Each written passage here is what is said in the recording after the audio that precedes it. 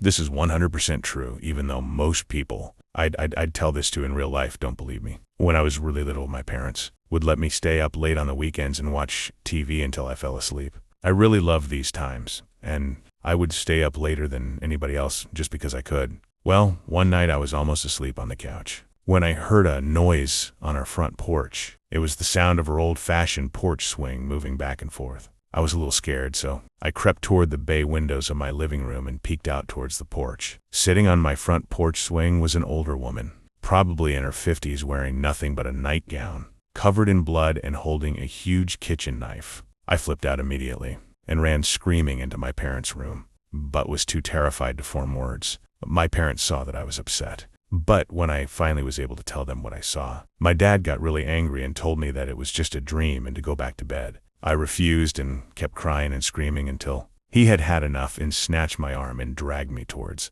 the front door to prove that nothing was there. I kicked and screamed all the way trying to make him stop, but he kept pulling me. Finally, we got to the door. He unlocked it, swung it open and said, "See, there's nothing." To this day, I have never seen the look of fear and shock that was on his face when that woman turned and stared at both of us and slowly stood up with the knife. My dad slammed the door shut and got my mom to call the police while he went and got his gun. He went back to the door with a 12 gauge and cracked the door enough to stick the barrel out. He asked her what she was doing and she said somebody killed my husband. But it wasn't me. My dad told her that the police were coming and she freaked out, grabbed the knife and walked away. The police found her 15 minutes later trying to break into one of our neighbors' houses. I never slept in the living room again. Subscribe for more content like this.